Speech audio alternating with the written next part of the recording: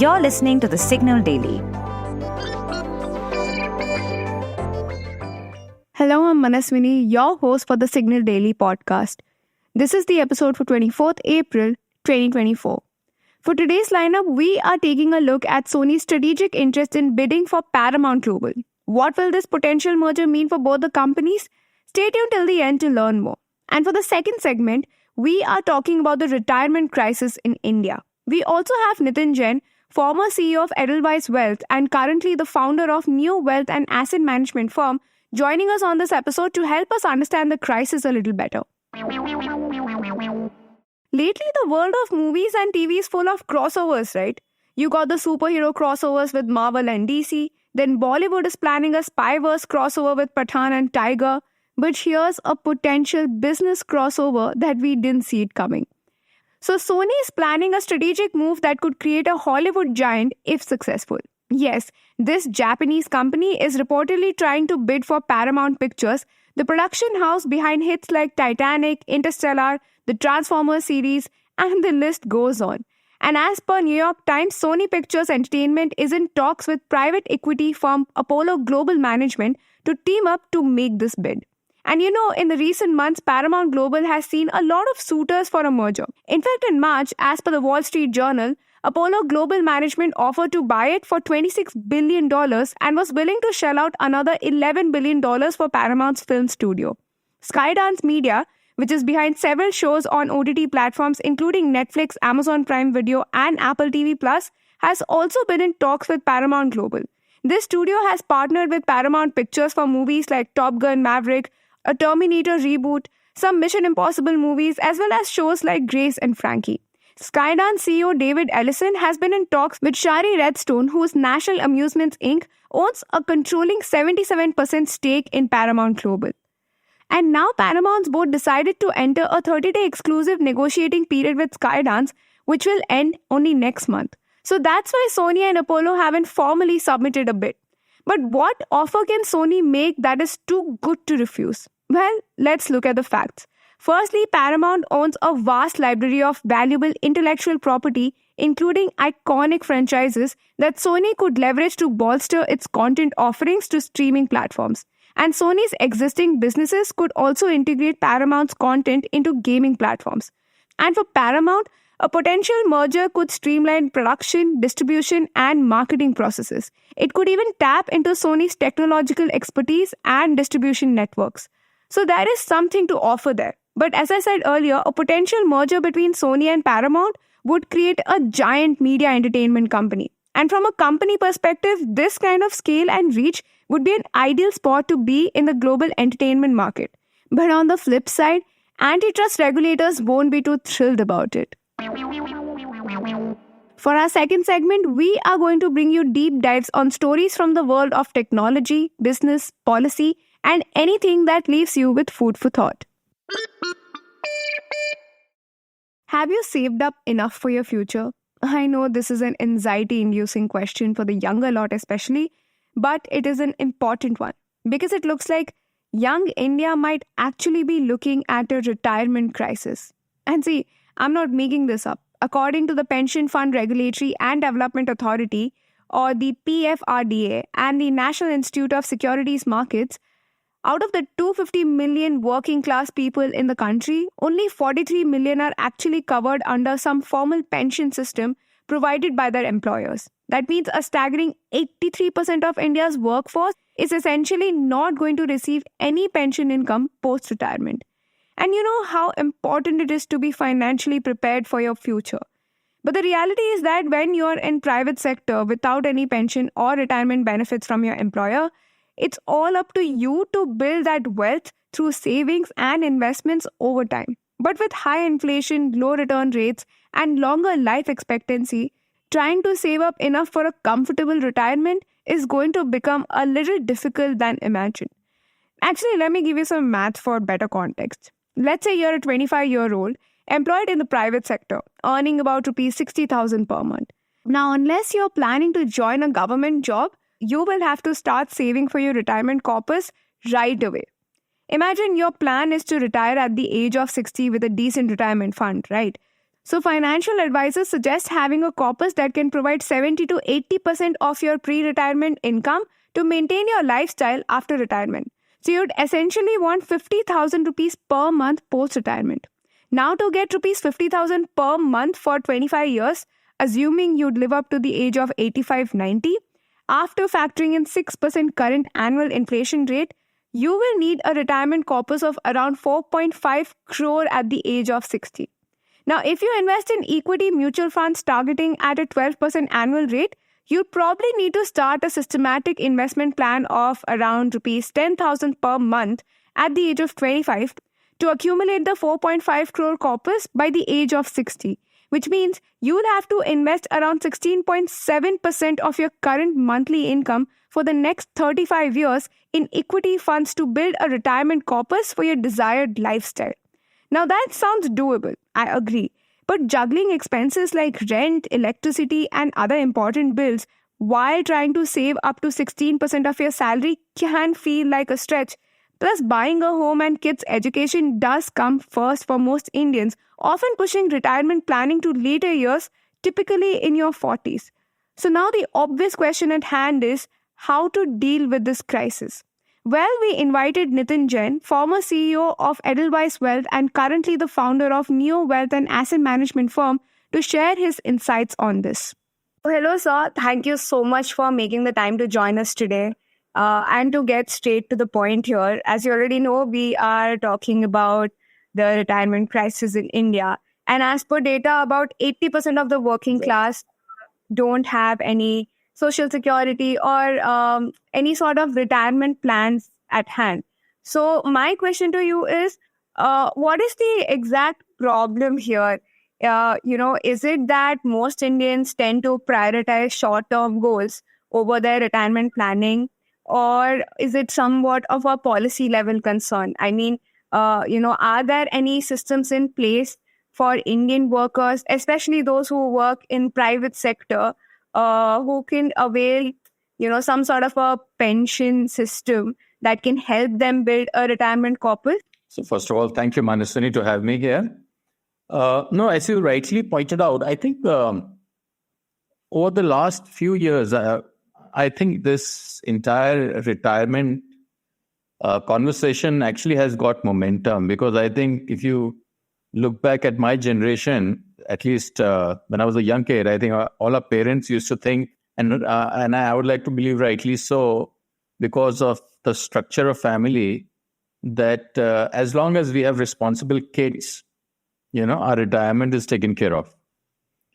And there's one more important distinction to make. As time has progressed, our life expectancy, Manaswini, has gone up meaningfully. So from, let's say, an expectancy of 60 to 65, 15, 20 years back, I think especially for the young people right now, it's very likely that people are going to live from 85 to 90 years, okay?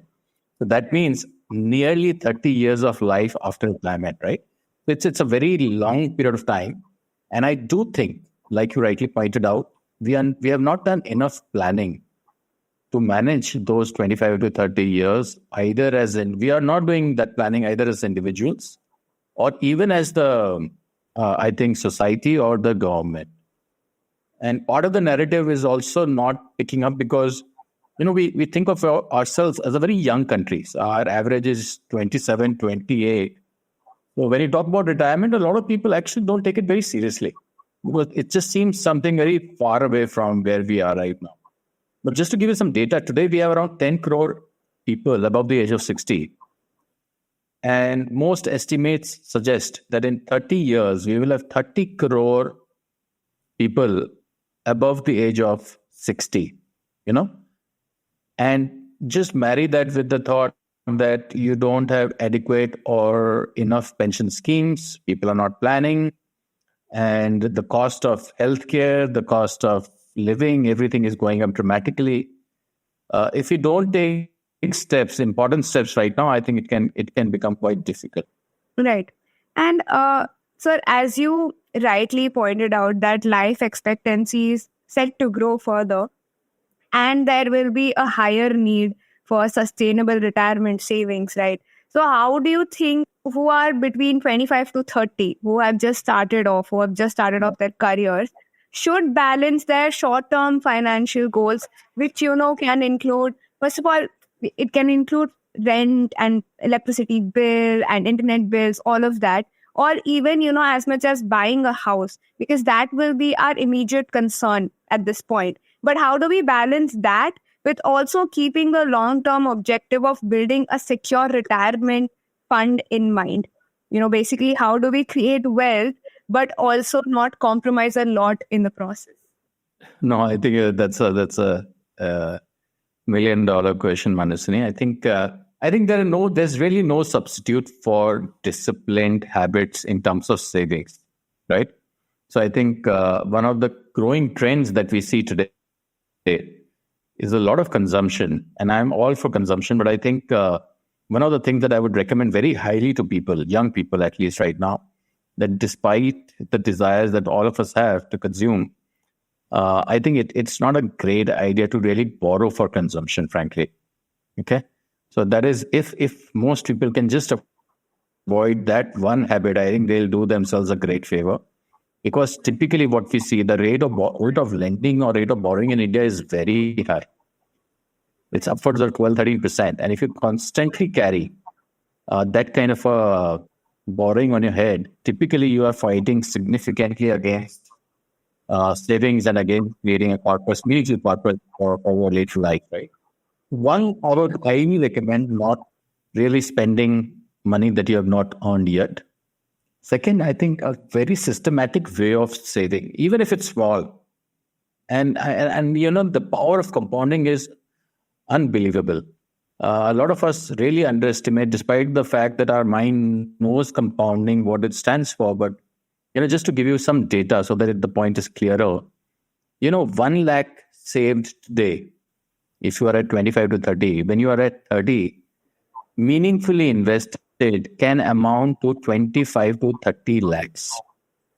So your money will grow 25 times reasonably if you're saving that and if you're investing that wisely over a period of 30 years. So that goes a long way if you start saving early. So I think that's the second point that I would make.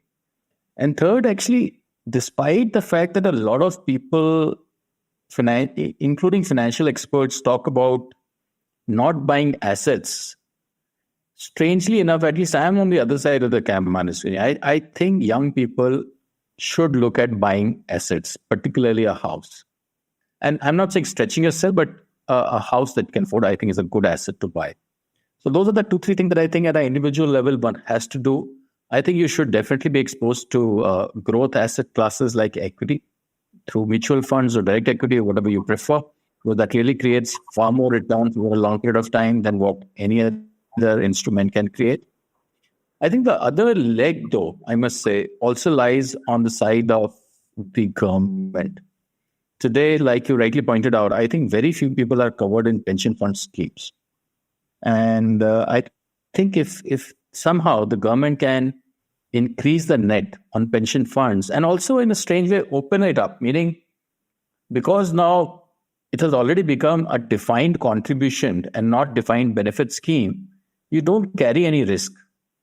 But these people, I think these young people do need some kind of a nudge, right? So if you see most of the people are investing in either PF or NPS purely for tax saving purposes. It's very difficult to tell them that at the age of 30, save money for your retirement. It does need some kind of a nudge. And I do think the limits that are available on PFs and NPS are very restrictive. So I do think government should reconsider probably the limits and maybe they can increase it meaningfully from where they stand today. Correct. And finally, I just wanted to understand what's your take on this problem, that is the retirement, the lack of retirement planning right now. What's your take on this? Do you think it's just like a far-fetched dream for us, youngsters here to build a retirement corpus, or do you see some hope, or do you think there are people out there who have been more conscious about their financial future than we already speculate? Because the data otherwise suggests that people are not, focusing on retirement planning. Actually, I am, Manaswini, a lot more optimistic about the future, frankly, because I see a lot of young people becoming far more sophisticated and aware of the financial landscape versus, let's say, the people of my generation. And that is so encouraging to see. I think you and I, people like us, have to do our bit to ensure that we take this message forward. But there's one thing that we should never forget, that the next 20, 30 years in India are probably the golden era of our country. Okay? So we are going to do extremely, extremely well as a country.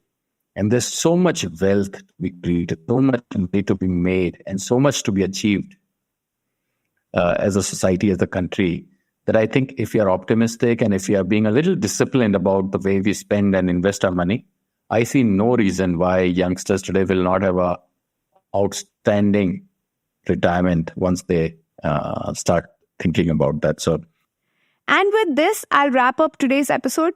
But what's for sure is that if you haven't started thinking about your retirement yet, now may be a good time to do so. If you like listening to The Signal Daily, please show us some support. Rate us and review us on Apple Podcasts and Spotify. We'd love to hear what you have to say about this podcast. So feel free to shoot an email at hello@thesignal.co.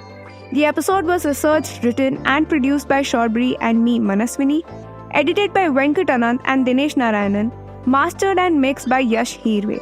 You can catch this podcast every morning on Spotify, Apple, Amazon Prime Music, Google Podcasts, or wherever you listen to your podcasts.